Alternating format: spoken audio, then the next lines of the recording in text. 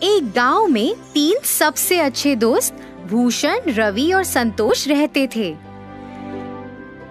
इन तीनों दोस्तों ने मिलकर मकई की फसल की कटाई शुरू की। उनकी पत्नियां नाश्ते के डिब्बे के साथ रोज खेत आती थीं और अपने पतियों को खाना खिलाती थीं। तीनों किसान एक दूसरे के बहुत करीब थे, यहाँ तक कि उनकी पत्नियां भी एक दूसरे के बहुत करीब थीं।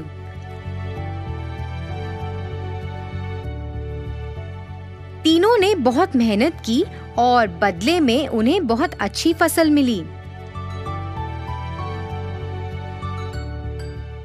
इसके साथ वे गांव के बाजार में मकई बेचने लगे।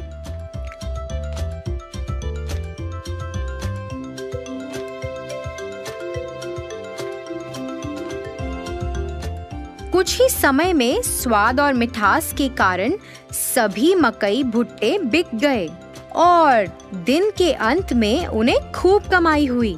उन्हें जो भी मुनाफा मिलता था वह उस पैसे को अपनी पत्नियों को भविष्य में उपयोग के लिए दे देते थे।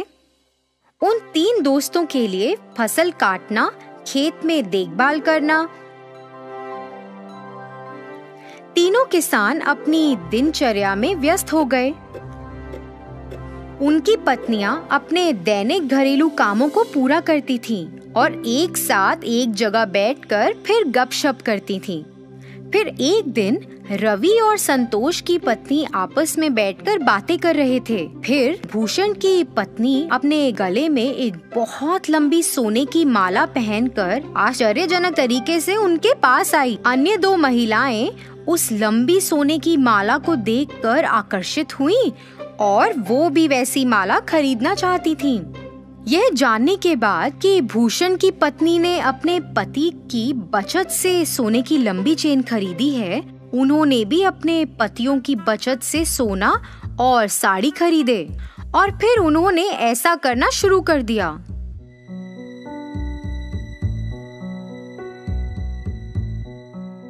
पतियों ने अपनी पत्नियों को सोने की माला और महंगी साड़ी पहने देखा और उनसे इसके बारे में पूछा।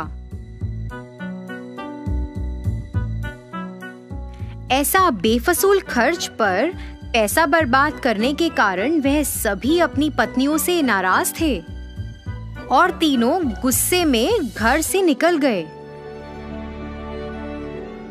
और सीधे खेत में आ गए। तीनों ने इस पर चर्चा की। वह उन्हें सबक सिखाना चाहते थे।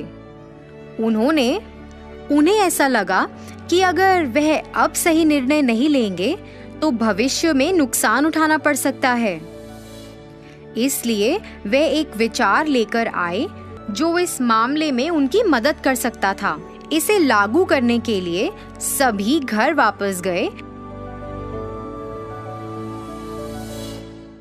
हमारे भविष्य के बारे में बिना सोचे तुमने हमारी बचत को बर्बाद कर दिया। इसके बदले में तुम्हें एक व्यवसाय या नौकरी करके अपने सोने और साड़ियों के मूल्य जितना पैसा कमाना पड़ेगा।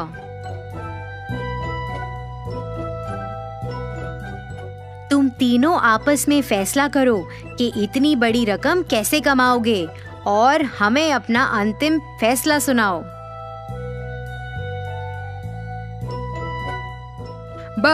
हमें बस ये बताएं कि आप तीनों कब शुरू करने जा रहे हैं। जल्दी निर्णय लो। आप महिलाओं के पास सिर्फ 30 दिन हैं।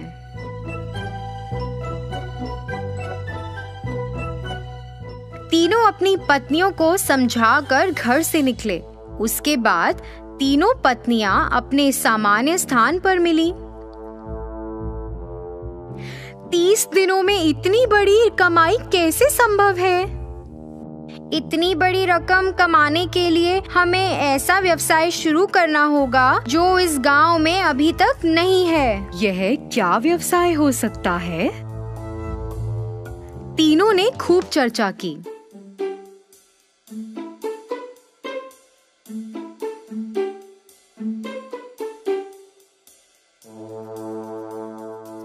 अरे मेरे पास विचार है। हमारे पति से सभी भुट्टे खरीदते हैं। हम 3 प्रकार के भुट्टे बेच सकते हैं, एक कच्चे, फिर एक तले हुए और एक वो जिस पर नींबू, नमक और काली मिर्च का लेप हो। अन्य 2 महिलाएं भी भूषण की पत्नी से सहमत थी। वे तीनों अपने पतियों के पास गईं और अपने विचार के बारे में बताया। उनकी बात सुनकर तीनों किसानों ने सहमति जताई। उस दिन से उन तीनों ने बहुत मेहनत करना शुरू कर दिया, जैसा कि उन्होंने अपने पतियों से वादा किया था। उन्होंने अपनी दुकान के ठीक सामने एक बोर्ड लगाया जिस पर लिखा था कच्चा भुट्टा 15 रुपए, तला हुआ भुट्टा 20 रुपए और तला हुआ भुट्टा नमक, नींबू और काली मिर्च के साथ 25 रुपए। एक महिला ने भुट्टे का छिलका उतारा, दूसरी ने भुट्टे को भूना और तीसरी ने भुट्टे पर नींबू, नमक और काली मिर्च का लेप लगाया। बाद में उन्होंने उसे बेचकर पैसे कमाए। हालांकि ये महंगा था, पर फिर भी लोगों ने उसे खरीदना शुरू किया। 2 दिनों में ही काफी लोग भुट्टे लेने के लिए आए। उस मीठे रसीले भुट्टे के लिए लोग लंबी कतार में खड़े होकर इंतजार कर रहे थे। दिन के अंत में उन्होंने भुट्टे बेचकर 6,000 रुपए कमाए। इसी तरह से यह 30 दिनों तक जारी रहा और उन्होंने लगभग 1,80,000 रुपए कमाए। 31वें दिन वे तीनों अपने व्यवसाय से कमाए हुए पैसे लेकर अपने पतियों के पास गईं। पैसे वापस देने के बाद उन्होंने अपने पतियों से वादा किया कि वह अपने व्यवसाय को जारी रखेंगी और कड़ी मेहनत करेंगी। इसी तरह तीनों महिलाओं को पैसों और मेहनत का मूल्य पता चला। उन्हें अपनी गलती का एहसास हुआ। उन्होंने पहले की गई गलती को कभी नहीं दोहराया। उन्होंने अपने पतियों के काम में हाथ भी बटाया।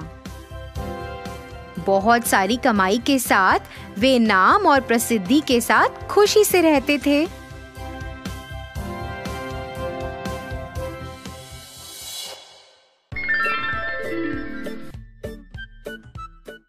एक बार था एक लड़का शंकर नामक, जो अपनी माँ सबिता और बहन गुनिया के साथ थारेश्वर के गांव में रहता था। शंकर के पिताजी का देहांत उसके बचपन में ही हो चुका था। तब से शंकर की माँ ने ही घर के लिए पैसे कमाने की जिम्मेदारी उठाई। सबिता ने बहुत मेहनत की अपने बच्चों का पालन पोषण करने के लिए। पैसों की कमी की वजह से शंकर ने स्कूल छोड़ दिया और अपनी माँ के साथ काम करने लग गया, पर उन्होंने गुनिया की पढ़ाई को नहीं रोका। सबिता इमारतें बनाने वाले साइटों पर मजदूरी का काम करती थी। शंकर भी जो अपनी माँ के साथ काम पे जाने लगा, उसने देखा कि ये माहौल कुछ अलग और अनोखा था। कैसे ईंटों को जमा करके सीमेंट भर के दीवारें चढ़ाई गई जा रही थी, कैसे रेत और सीमेंट को मिलाया जा रहा था, फिर पूरे दीवार पर सीमेंट लगाया जा रहा था, फिर सूखे सीमेंट को जमाने के लिए पानी डाला जा रहा था और अंत में रंग लगाया जा रहा था। ये सब शंकर को बहुत पसंद आया। घर जाने के बाद, माँ, मुझे इमारतें खड़ा करने का तरीका बहुत पसंद आया। सच में बेटा? फिर क्यों ना तुम रोज मेरे साथ आ जाओ, सिर्फ काम के लिए नहीं, सब कुछ सीखने के लिए भी, और ताकि तुम एक दिन एक बड़े बिल्डर बन जाओ, है ना? हाँ माँ, मैं वादा करता हूँ। उस दिन से शंकर हर एक काम को गौर से देखने लगा। उसने जल्दी सब कुछ सीख लिया।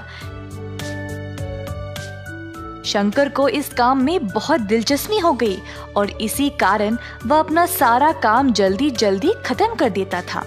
बाकी के सारे मजदूर शंकर की कला को देखकर हैरान रह गए। सब लोग उसकी बहुत तारीफ करते थे और उसकी माँ को भी अपने बेटे पर बहुत गर्व महसूस होता था। इसी तरह शंकर ने 4 साल तक मन लगाकर काम किया। इसी दौरान शंकर की माँ की तबीयत अचानक से खराब हो गई और वह काम पे जाना बंद कर दी। अब शंकर अकेला था, जिसको बीमार माँ को भी संभालना था और अपनी बहन की पढ़ाई को भी। सेटों पर कमाई उनके लिए काफी नहीं थी, तो शंकर ने सोचा कि वह खुद का कंस्ट्रक्शन का कारोबार शुरू करेगा। माँ, कब तक मैं मजदूरी का काम करूंगा? अगर हमें हमारी समस्याओं को समाप्त करना है तो मुझे लगता है कि मैं खुद का कारोबार शुरू कर लूं। मेरे बच्चे, ये तो बहुत ही अच्छा विचार है, पर पैसों के बिना कोई काम शुरू कैसे करोगे?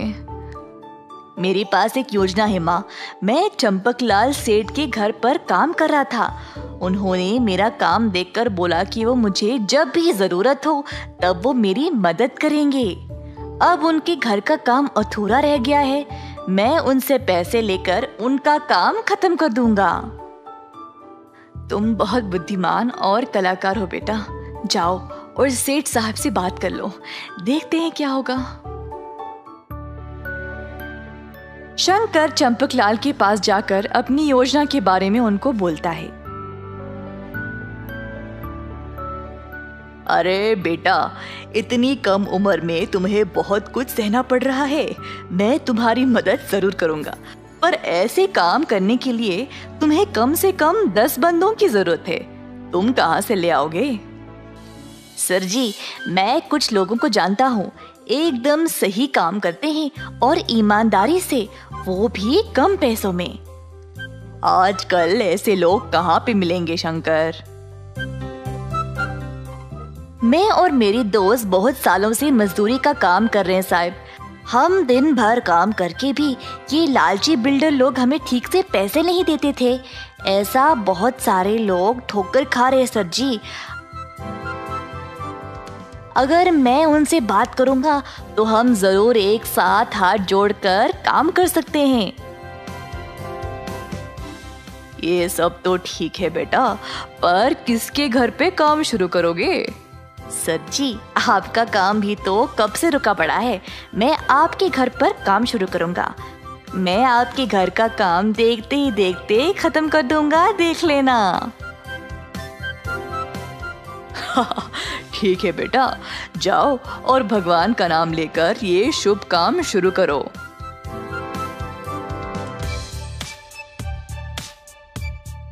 शंकर अपने मजदूर दोस्तों के पास गया और उनको इस काम के बारे में बताया। सारे दोस्त इस विचार से खुश थे और तुरंत शंकर ने उनको काम के लिए पैसे भी दे दिए। अगले दिन से सबको काम पे लगना था। अगले दिन शंकर के दोस्त आए अपना अपना सामान लेकर। शंकर ने बचे हुए पैसों के साथ बाकी का सामान लाया, जैसे कि सीमेंट, रेत वगैरह। मजदूर पहुंचने से पहले ही उसने सारा माल और सामान तैयार रखा। सब लोग इस नए काम को लेकर बहुत खुश थे। क्योंकि सब जवान थे, वह काम भी जल्दी जल्दी खत्म करने लगे। शंकर बाकियों को सही दिशा दिखा रहा था काम करने का, और देखते ही देखते 2 महीनों के अंदर सारा घर तैयार हो गया। चंपकलाल का ये नया घर देखकर सब लोग हैरान रह गए। शंकर के पहले मालिक भी ये काम देखकर आश्चर्यचकित रह गए कि उसने इतना अच्छा मकान बनाया। चंपकलाल सेठ का घर देखकर अब बाकी के लोग भी अपने अपने मकान बनवाने के लिए शंकर को बुलाने लगे। शंकर बेटा, तुमने इतने कम समय में मेरा इतना अच्छा मकान बना दिया। वाकई में लाजवाब काम किया तुमने। सेठ साहब ने फिर शंकर को अपने काम के लिए अच्छा खासा पैसा भी दे दिया।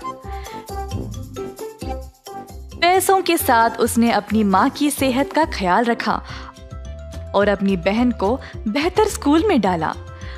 उसने खुद के परिवार के लिए भी मकान बनवा लिया। 18 वर्ष के अंदर अंदर शंकर ने कई प्रकार के लोगों से काम कर लिया। उसने अपनी कला का इस्तेमाल किया मेहनत के साथ, जिसकी वजह से उसको प्रशंसा मिली। अंत में उसने अपने परिवार को सुखी भरा जीवन दिया। इस कहानी से हम ये सीखते हैं कि परिश्रम के बिना प्रतिभा किसी काम का नहीं।